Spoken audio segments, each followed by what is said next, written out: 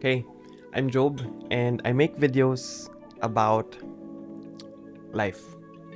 And today I want to talk about taking time to introspect. A few weeks ago, I actually found myself stuck somehow in an island.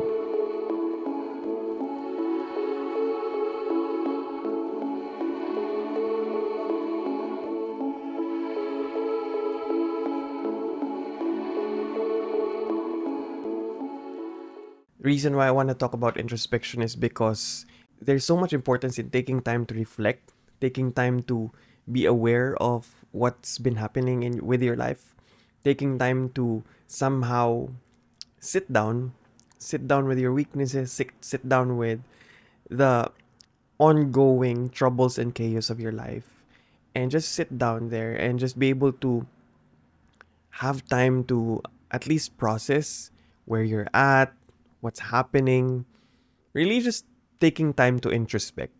In my recent trip with my wife and one of our friends, it was that time to actually introspect.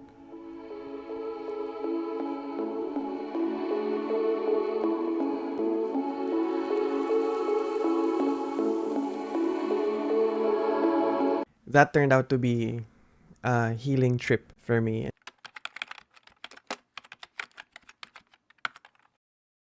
So my wife was actually very surprised because uh, right before we went out of the room where we stayed on the way to the airport, she was wondering what was happening within me. Like I was I was not myself. I was silent. I was suddenly floating. Float, float, float. And then she said, "My love, it's okay. It's okay to process. It's okay to cry." And I suddenly cried. um, suddenly cried. And it was really because I was very thankful for that beautiful part of my childhood where I would remember these things about my own father.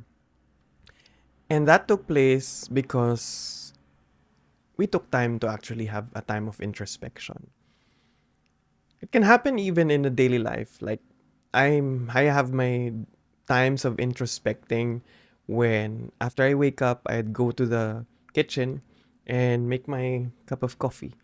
Uh, we use an espresso, so it's faster. But at the same time, even if it's faster, there's still steps that I have to take so that I can make my cup of coffee. So even in those steps, I'm able to actually just ground myself in today and just be able to come to the day that is and be able to say, okay, yesterday was yesterday and today is today, and I have to face the challenges of what today brings. It gets me ready for work as well. But at the same time, more than anything, I think that when I'm able to ground myself in the present during those short introspections, I'm also able to recognize that God is with me, Emmanuel, that He is present here with me, that I'm not alone, that whatever I go through later in my work, I'm not gonna be alone. Whether it's good or bad, maybe I'll commit something that's wrong or that's lacking. While I may feel not enough and sufficient, I'm reminded I'm not alone. So it's a healthy practice. It's actually something that makes me more self aware. It gives me little time to be reminded of my insecurities at work, and it creates a safe space for me and God's presence. He knows my needs, He knows my weaknesses, and even the sinful parts of me, yet He remains by my side. That to me is what makes God's presence very transformative. He does not do it by preaching obedience nor dissecting my failures like how it's usually done in the pulpit. It is rather His presence that compels me to stay. It is through His grace that I'm encouraged not to run away from myself.